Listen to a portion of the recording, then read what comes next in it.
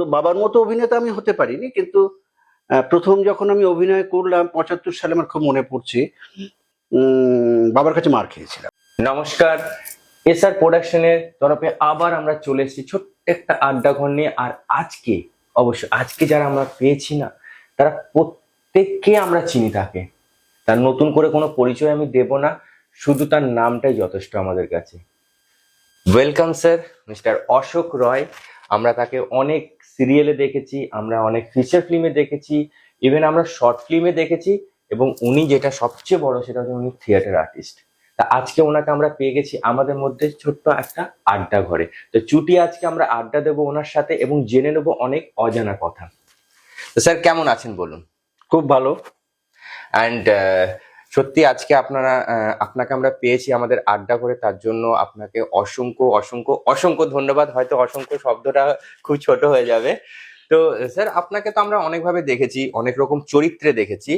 তো ছোট থেকেই কি আপনার এরকম ইচ্ছা ছিল যে আপনি অভিনয় জগতে বা থিয়েটার আর্টিস্ট বা এই প্রফেশনে আপনি আসবেন, না কাউকে দেখে আপনি ফলো করেছেন, বা কাউকে মনে হয় না আমরা প্রত্যেকে কাউকে না কাউকে অনুসরণ করি? তো এরকম কি আপনারও লাইফে কেউ আছে যাকে আপনি অনুসরণ করে মনে হচ্ছে না আমারও এই জিনিসটা করা উচিত? কথা বলার আগে এশিয়ার প্রোডাকশনকে আমার থেকে শুভেচ্ছা জানাচ্ছি। তাদের এই পডকাস্ট সেশন আরো ভালো হোক। হ্যাঁ, অবশ্যই একটা বেঞ্চমার্কিং তো থাকে। আমি যখন 7-এ পড়ি 1971, তখন থেকেই আমার থিয়েটারের প্রতি আমার আকর্ষণ। তো 7, তারপর 8 হয়েছে, 9 হয়েছে, এবং 71 থেকে এই যে আমি 75 সালে আমি চলে আসি পরিচালনায়, নাটক পরিচালনায় চলে এলাম। সেই সময় থেকেই আমি তখন 11 কমপ্লিট করেছি, এবং আমার বেঞ্চমার্ক হচ্ছে আমার বাবা। আমার বাবা হচ্ছেন সন্তোষ রায়, শিবপুরের, হাওড়া শিবপুরের সিটি আর্টিস্টের ডিরেক্টর ছিলেন, এবং সেই সময়কার একজন গুণী অভিনেতা এবং পরিচালক। তার বিখ্যাত নাটক সেই সময়কার কঙ্কাবতীর ঘাট। তো বাবা বলতাম না, বাপি বলতাম।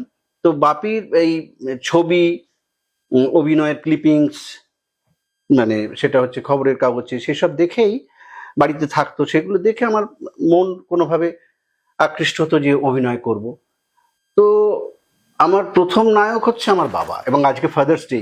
আমার এমন একটা দিনে আমি পডকাস্ট করছি যেটা আমার বাবাকে শ্রদ্ধা জানিয়ে শুরু করলাম।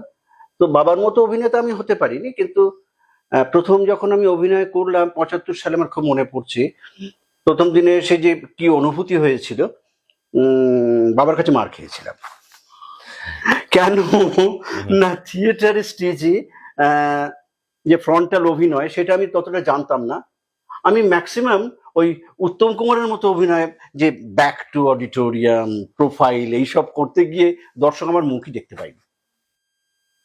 তো এরপর শিখলাম যে কিভাবে অভিনয় করতে হয়, বাপি আমাকে শেখাতে শুরু করলো। তারপর আস্তে আস্তে এই জার্নি চলছে, আজকেও চলছে। স্যার, এটা মোটামুটি আপনার তো মোটামুটি 50 বছর তো হয়ে গেছে স্যার। তো 50 বছরে মানে অনেকগুলো জেনারেশন আপনি দেখে নিয়েছেন একদম। তো আমার স্টার্টিং পয়েন্টে যখন আমরা ছিলাম, মানে আমাদের তখন তো জন্ম হয়নি, ঠিক আছে? তো সেই মুহূর্তে যদি আমি ভাবি তখনকার অভিনয় এবং তখনকার যে মানুষ, যেভাবে আমরা অভিনয়ের সাথে যুক্ত ছিলাম, বা মানুষ যতটা আমাদের সাথে টাচ ছিল, মানে অ্যাটাচ হয় না একটা, সেই রেসপন্সটা কি এই মুহূর্তে পাওয়া যায় এতটা? না, মানে এটা অভিনয় তো সবসময় মানুষকে টাচ করে, এবং আমরা যারা অভিনেতা তারা সবসময় চাই যে মানুষের অন্তরে হাত রাখার। যার জন্য একজন অভিনেতার সব থেকে বড় মানে তার গুণ হওয়া উচিত অবজারভেশন। সবকিছু সে গভীরভাবে অবজার্ভ করবে, আর সেই অবজারভেশনের মাধ্যমে তার চরিত্র তৈরি হয়ে উঠবে। আর আজকের যারা অভিনেতা তাদের, এবং আমাদের সময়কাও যারা, তাদের উদ্দেশ্যে একটাই বলা, যে অভিনয়ে সব থেকে বড় জায়গা হচ্ছে কনসেন্ট্রেশন। তাহলে একটা হচ্ছে অবজারভেশন, আর একটা হচ্ছে কনসেন্ট্রেশন। এবং এই চরিত্র হয়ে উঠতে গেলে যে থট প্রসেসগুলো আমাদের মধ্যে চলে, সেটা কোথাও কোনো একটা চরিত্র করতে গেলে, আজকে ধরো আমি একটা বাবার চরিত্র করছি, সেখানে তার একরকম গেস্টার, কখনো জায়গাটা ভিলেন চরিত্র করছি।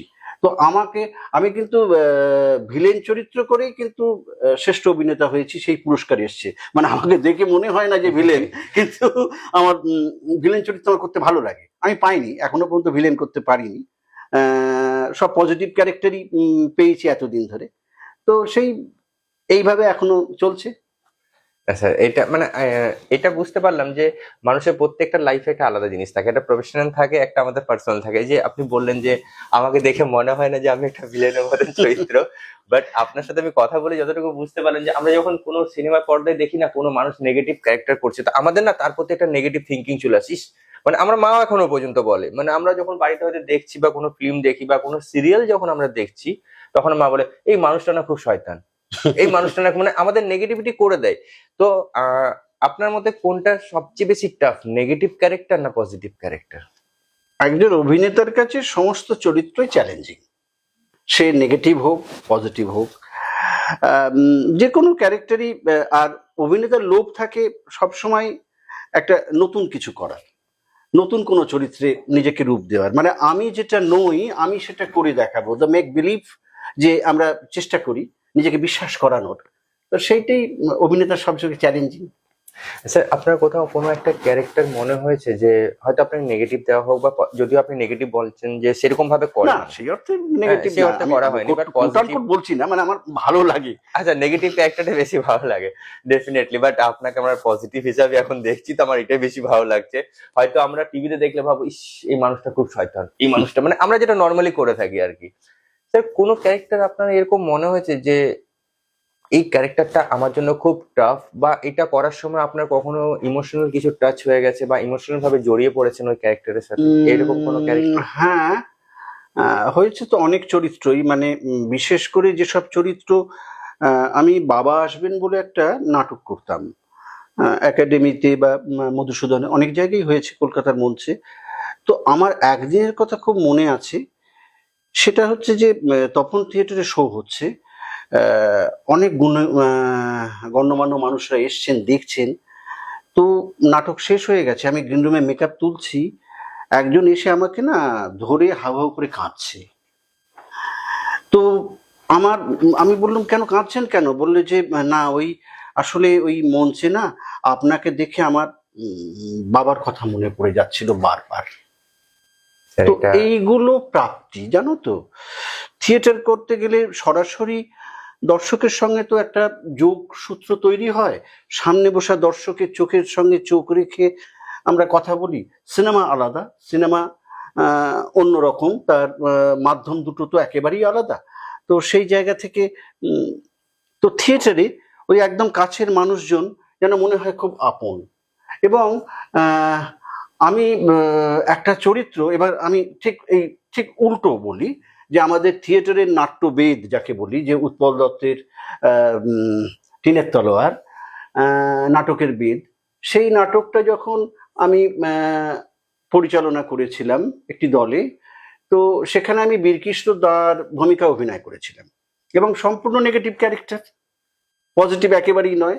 তো যে দর্শক ওখানে হাত ধরে কাঁদছে, সেই বেরোনোর সময় হাতে হাত দিচ্ছে, কিন্তু বলছে কি বাজে কি বাজে কি বাজে, না তুমি এরম কেন করলে, এরম একটা চরিত্র করলে কেন। এগুলো প্রাপ্তি জীবনে। ডেফিনেটলি স্যার, এটাই আমি বলছিলাম কিছু আগে, যে আমার মাও বা আমার ফ্যামিলিরাও এখন পর্যন্ত যখনই কোনো সিরিয়াল বা সিনেমা দেখে, মানে আমাদের পুরনো যারা নেগেটিভ চরিত্র কাজ করতো তাদেরকে দেখে মনে হয়, আমার মা এখনো পর্যন্ত বলে ইস এই মানুষটা কি শয়তান, এই মহিলাটা পুরো সংসারটা ভেঙে দিল। তো হয়তো ওনারা নেগেটিভ ভাবে দেখছেন, কিন্তু আমার মনে হয় যে এমন একটা ক্যারেক্টার তুমি করো যেটা তোমায় মানুষ মানে ভাবতে বাধ্য করে দেবে যে তুমি ওটাই। হ্যাঁ, ওই মেক বিলিভ প্রসেস, একদম, মানে আমি বিশ্বাস করাবো যে আমি এটা। হ্যাঁ, মানে আমি একটা ইন্টারভিউ দেখছিলাম একদম, যেটা আমাদের রামায়ণ হয়তো মনে আছে, রামায়ণ যেটা রামানন্দ সাগরে যেটা হতো, রামের চরিত্রে যিনি ছিলেন, তো ওনার একটা আমি ইন্টারভিউ দেখছিলাম, উনি বলছিলেন যে আমাদের শুটিং চলাকালীন মাঝে একটা ব্রেক হয়, টি ব্রেক বা কিছু একটা ব্রেক হয়, তো সেই সময় উনি বসেছিলেন অ্যান্ড উনি দুটো মানে একটা সিগারেট ধরিয়েছিলেন সেই মুহূর্তে। তো ওখান দিয়ে যারা পাস করছিল হয়তো ওনারা কেউ দেখেছেন, মানে কোনো অডিয়েন্স, তো উনি এসে বলেছিলেন যে আপনাকে আমরা রামের চরিত্রে দেখি, তা আমরা আমাকে পুজো করি বাড়িতে, কিন্তু আপনি সিগারেট খাচ্ছেন, তো আমি একটা শোতে দেখেছিলাম, উনি বলেছিলেন, বলছে ওই যে কথাটা আমাকে বললো, আমার হার্টটা এতটা ভাবে টাচ করলো যে আমি সেদিন থেকে সিগারেট খাওয়াই ছেড়ে দিলাম। অ্যান্ড এখনো কিন্তু উনি সিগারেট খান না। তো এইরকম যে চরিত্রগুলো আমরা পাই না যে স্যার, কিছু কিছু চরিত্র দেখবেন একদম মানে স্মৃতি হয়ে থাকে। তো আপনার এরকম কোনো চরিত্র আছে স্যার যেটা হয় আপনি করেছেন, বা হয়তো আপনার করার ইচ্ছে আছে, যেটা একদম মানে আপনার স্মৃতি হয়ে থাকবে? দুটো চরিত্র তো আমার করার খুবই ইচ্ছে আছে। আমি একাধিকবার সে নাটক করেছি।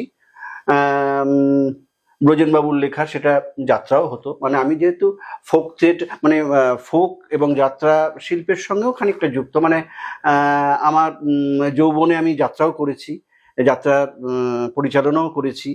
আহ, কয়েকটা স্বর্গের পরে স্টেশন বলে একটি যাত্রা আমাদের ওখানে হতো। সেই মানে যাত্রার সঙ্গে আমি যুক্ত। চারদিক খোলা মঞ্চে যাকে বলা হয়, চারদিকে দর্শক চারদিক থেকে ঘুরে দেখছে, একটা অন্যরকম তার একটা মজা আর কি। এবং রাত্রিবেলা 10টার সময় হয়তো সব এসে খাবার দাবার খেয়ে দিয়ে এসে বসলো, প্রায় রাত্রি সকালের ভোর হয়ে যাচ্ছে, তখনও পর্যন্ত যাত্রা চলছে। এই মজা তো সেই জায়গা থেকে দুটো চরিত্র আমার এখন করতেও ভীষণ মানে ভাবনায় আছে, কোনোদিন যদি কোনো চরিত্রে অভিনয় করতে। একটা হচ্ছে যে সেটা মঞ্চেও হতে পারে বা সিনেমাও হতে পারে।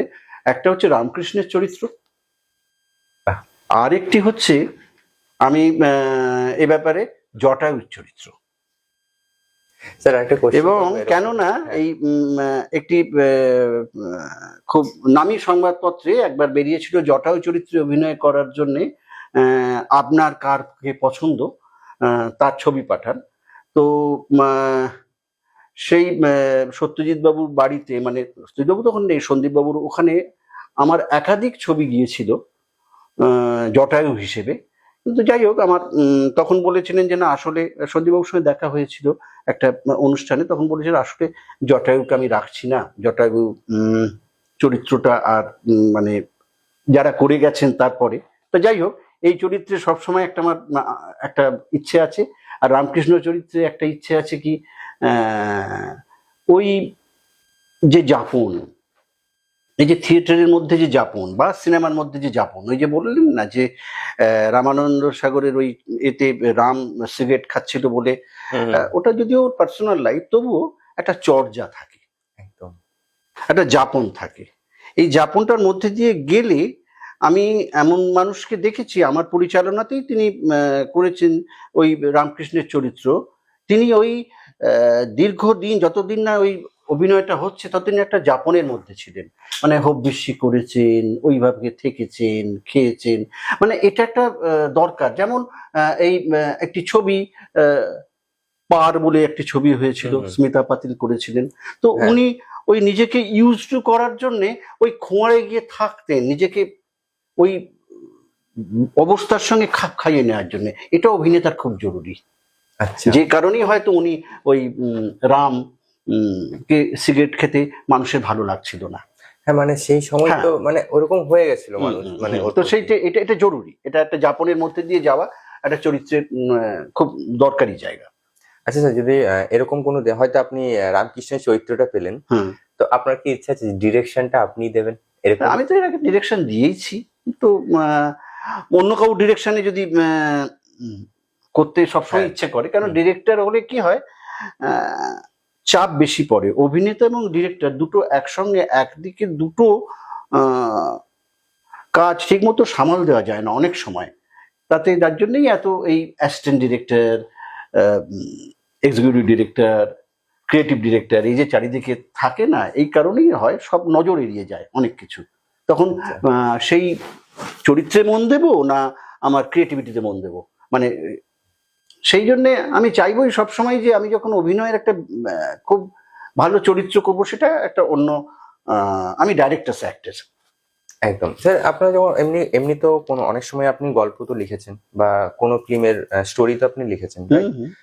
তো অনেক সময় হয় না যে আমরা স্টোরি ডিরেক্টরকে দিলাম এবং ডিরেক্টরের সেই স্টোরি পছন্দ হলো, কিন্তু যখন ফিল্মটা রেডি হলো বা পুরো ফিল্মটা যখন আমরা কমপ্লিট করলাম, হয়তো কোনো জায়গায় মনে হলো যে আমি যে গল্পটা দিয়েছি সেখান থেকে কিছুটা গল্প চেঞ্জ করে দেওয়া হয়েছে। এই মুহূর্তগুলো কি আপনার জীবনে এসছে কোনোদিনও? বহু এসেছে, এবং যার জন্য আমাদের লিখে দিতে হয় যে এই সত্যটা আমরা লিখে দিলাম, যে এই চিত্রনাট্যের সত্য দিয়ে দিলাম, ওরা ওদের মতো চেঞ্জ করে নিতে পারে। আচ্ছা। হ্যাঁ, সেটা কারণ কি আমি প্রায় বলি এরকম যে ওই ধরুন যেটা বই বাড়িতে পড়ছি তার এক অনুভূতি, আর সেই বইটাই যখন বাইরে কেউ সেটাকে পড়ে শোনাচ্ছে, রামায়ণ কথা বা কৃষ্ণ কথা পড়ে শোনাচ্ছে, কৃষ্ণ যাত্রার মতো পড়ে শোনাচ্ছে, তার একটা অন্য একটা ইম্প্যাক্ট। তো ওই থিয়েটার সিনেমার মধ্যে এরকম একটা একটু আলাদা ব্যাপার তো থাকেই। না স্যার, আপনার এক্সপিরিয়েন্স অ্যান্ড আপনার আমি কাজ অবশ্যই দেখেছি স্যার, খুব ভালো লেগেছে। যদি এরকম কোনোদিন আসে যে নিজের জীবনের ওপর আপনাকে একটা ফিল্ম বানাতে হয় এবং রাইটার আপনি, তো সেই ফিল্মটার নাম আপনি কি দিতে চাইছেন? না, নিজের আত্মজীবনী হয়তো লেখা যেতে পারে, কিন্তু হ্যাঁ। নিজের জীবন নিয়ে ফিল্ম বানানোর ইচ্ছা আমার নেই। নেই। কারণ জীবনটাই তো একটা সিনেমা। হ্যাঁ, সেই সে তো আমি সিনেমার তার মধ্যে মধ্যে যদি- দিয়েই তো গেছি। মানে হ্যাঁ। আমার এই 1975 থেকে আজ 2026, হুম। এবার এই যে দীর্ঘ চলন, তার মধ্যে দিয়ে সংসার, জীবন, সবটা এটাই তো সিনেমার মতো মতো ঘটে গেছে। কোনোদিন যদি আপনার এরকম সুযোগ হয় যে, বা আমার মন হলো যে আমি কোনো জীবনের এই যে আপনার ফিল্ম, মানে আমাদের এই জীবনের মধ্যে আপনার 51 বছর বা 50-51 বছর আপনি ফিল্ম ইন্ডাস্ট্রিকে দিয়েছেন, রাইট? তো এই যে সময়টা কিন্তু নট এ মানে 10-15 বছর বা 10-20 বছরের ব্যাপার নয়, এটা একটা হিউজ টাইম। হিউজ টাইমের মধ্যে কোনো একটা জায়গা, কোনো একটা অধ্যায় যেটা মনে হয়েছে আপনার জীবনের, যে এই জিনিসটা যদি আমি আজকে সবার সামনে তুলে ধরি, বা এই জায়গাটা নিয়ে যদি আমি একটা ছোট্ট শর্ট ফিল্ম যদি আমি বানাই, তার নাম আপনি কি দিতে চাইবেন? মানে কোথাও তো মনে হয়েছে যে আমি একটা এরকম একটা না, স্টোরি লিখবো। আমি এভাবে ভাবিনি। কারণ কি, সিনেমা হচ্ছে লার্জার দ্যান লাইফ, জীবনের থেকে বড়। সিনেমায় মানুষ দেখতে যায়, সবসময় দেখবে সিনেমাতে হিরোইজম কাজ করে। এই ব্যাপারে একটা আমাদের সেমিনার হয়েছিল international Kolkata short film festival থেকে, হুম। যে পুরুষদের আবেগ কি সিনেমায় খুব জরুরি, না স্ত্রী চরিত্রের আবেগ।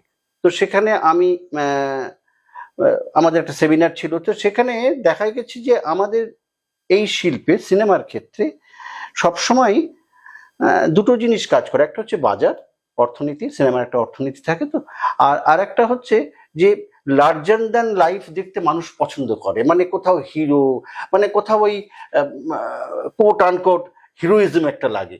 তো সেই জায়গায় পুরুষ মানুষকে টপ করে কাঁদাতে সিনেমায় চায় না। যারা লেখেন বা যারা দেখতে চান, সিনেমা দেখে বেরিয়ে আসার পর পুরুষ কাঁদছে, সে হয়তো আরো কষ্টে কাঁদছে, সে হয়তো কোনোভাবে নারী, আমি মানে এইটাই বলছি না যে আমি নারী স্বাধীনতায় বিশ্বাসী না, আমি সেই জায়গা থেকে বলছি না। কোথাও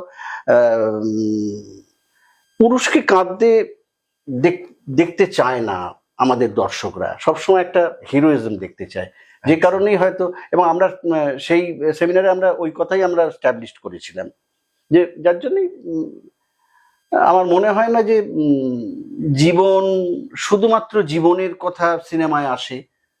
সিনেমায় একটা অন্য, সিনেমার একটা নিজস্ব ভাষা আছে, সেবার সেই ভাষায় যদি ঠিকঠাক হয় তবেই সিনেমাটা ভালো লাগে। একদম অবশ্যই। আচ্ছা, এরকম যখন আমরা কোনো স্টোরি আপনারা লেখেন, বা আপনার যখন গল্প কোনো ফিল্মের বা কোনো শর্ট ফিল্ম হোক, বা যারই আপনার স্টোরিগুলো যখন লেখেন, স্টোরি লেখার আগে কি আপনারা চরিত্রগুলো ঠিক করেন, না আগে স্টোরিটা বানিয়ে নেন তারপর চরিত্রগুলো ঠিক করেন? না, সিনেমা স্টোরি লেখার আগে নাটক লেখার একটা অন্য আছে। কারণ আমি নাটক লিখতে শুরু করেছিলাম তখন, যখন আমার মনে হচ্ছিল যে আমার দলে এই ধরনের অভিনেতা অভিনেত্রীরা আছেন, এই বয়সের অভিনেতা অভিনেত্রীরা আছেন, তাদের উপযোগী করে আমি তাদের চরিত্রের মতো করে আমার নিজের মতন একটা নাটক লিখলাম। মানে চরিত্রটা প্রথমে ভেবে নেওয়া হয়, তারপরে স্টোরিটা রেডি হ্যাঁ, করা না, হয়। থিয়েটারের ক্ষেত্রে হয়। আমি আচ্ছা। নাটক যেখান থেকে লিখতে শুরু করি, আমার দলের স্ট্রেংথ বুঝে আমি ওই চরিত্রটা ওকে করব, ওই চরিত্রটা ওকে করবো, আমি নাটক একটা লিখে তৈরি করলাম, সেটাকে মঞ্চস্থ করলাম, ভাবলাম তাদেরকে সেইভাবে তৈরি করলাম। এবং অনেক সময় একক নাটকও হয়, মানে ধরুন একা একটি মেয়ে বা একটি ছেলে অভিনয় করবে, আমি খুব মজা করে তাদের নাম দিয়েই, মানে যে আমার দলের নাম দিয়েই এরকম করতাম। আমি জয়জাতির ওপর একটা লিখেছিলাম, মাধবী আজও, জয়জাতির মেয়ে মাধবী নিয়ে।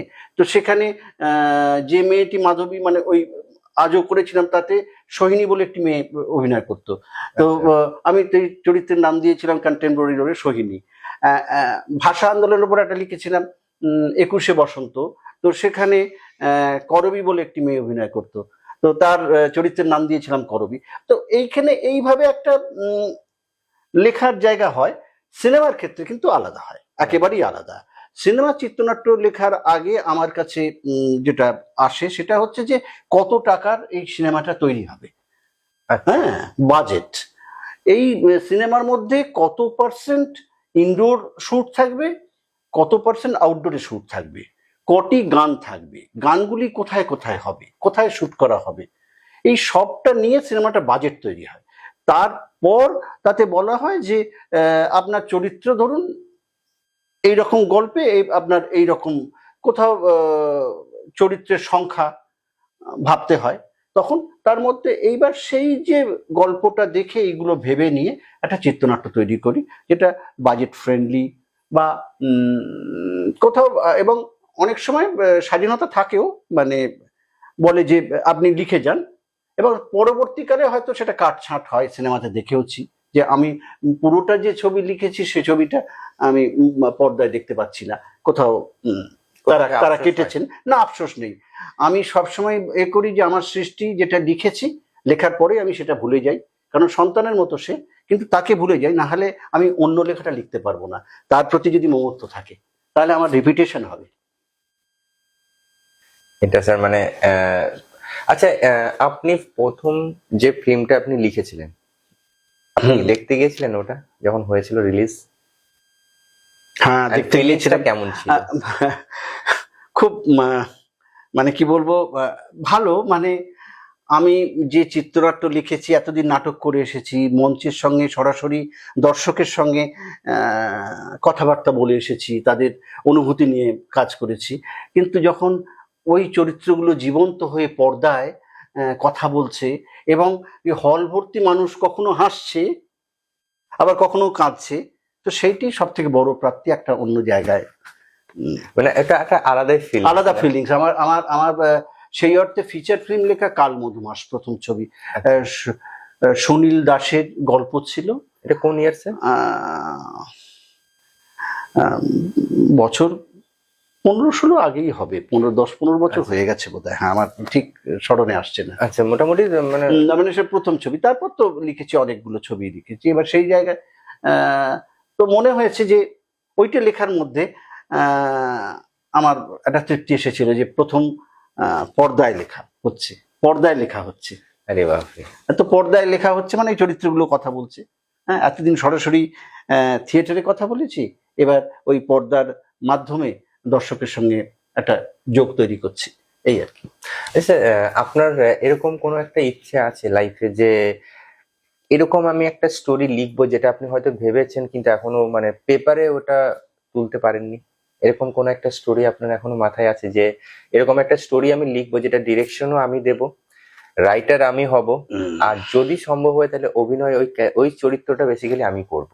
এরকম কোন একটা ভেবেছেন যেটা এখনো পর্যন্ত হয়তো পেপারে আর কলমের সংযোগটা হয়নি? না, সংযোগ হয়নি বলবো না, কোথাও ভাবনায় তো থাকেই সবসময়। যারা সৃষ্টি করে তাদের তো ওর মধ্যে একটা ওই সৃজনশীলতার মধ্যে দিয়ে একটা সে নিজেকে খুঁজতে চায়, মানে এটা একটা তো সার্চ, অন্বেষণ করা নিজেকে।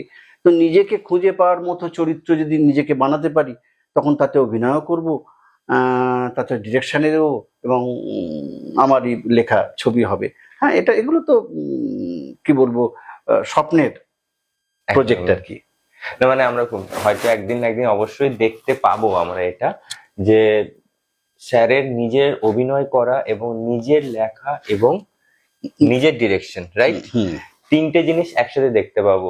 তো স্যার, ডিরেকশন দেওয়ার সময় মানে আমাদের যেমন কলকাতায় আমাদের অনেক হল আছে, এগুলোতে আমরা ফিল্ম দেখি, প্লাস আমাদের সিরিয়াল তো আমরা টিভিতে দেখছি, প্লাস শর্ট ফিল্ম গুলো তো আমাদের ফেস্টিভ্যালও হচ্ছে এখন। তো স্যার মানে আমি তো একটা ফেস্টিভ্যালের সঙ্গে যুক্ত, মানে international Kolkata short film festival. আচ্ছা, তো সেটা আমরা এইবারে তো সিজন 7, 7 বছর। হ্যাঁ, এটা আমাদের জানুয়ারিতে হুম। জানুয়ারিতে 24 থেকে বোধহয় শুরু হবে বা এরকম। এবছরটা ডেটটা আমার ঠিক এই মুহূর্তে স্মরণে আসছে না। মানে 7 দিন এবারে এবারে 7 দিনের বাহ, 7th সিজন, 7 দিন। এবং খুব এটা স্যার আপনি কিভাবে যুক্ত আছেন এই এটায় short যুক্ত film এ? হয়েছিলাম দুজন মানুষের জন্য আমার বেশি যুক্ত হওয়া। সেটা হচ্ছে যে এর ফেস্টিভ্যালের যে চেয়ারম্যান সৌরভ, আহ, ভীষণ ভালো মানুষ, কাজের প্রতি 100% যাকে বলে বিশ্বস্ত জায়গা, আর ওনার যোগ্য সহধর্মিণী শাশ্বতী। এরা দুজনে মিলে যে এই ফেস্টিভ্যালটাকে যেভাবে বুকে আঁকড়ে ধরে যেভাবে এগিয়ে যান না, এই আন্তরিকতার জন্যই বোধহয় আমি এদের সঙ্গে একদম মিশে গেছি। মানে আজকাল আন্তরিকতা নিয়ে কাজ তো অনেক কম হয়ে ওঠে করা, সবটাই তো খুব কি বলবো বাণিজ্যিক, কি আসবে কি যাবে একদমই। সেই সবগুলো। তো সেখান থেকে এদের ওই কি আসবে কি যাবে না, যে কোথাও আমাকে টেনেছিল।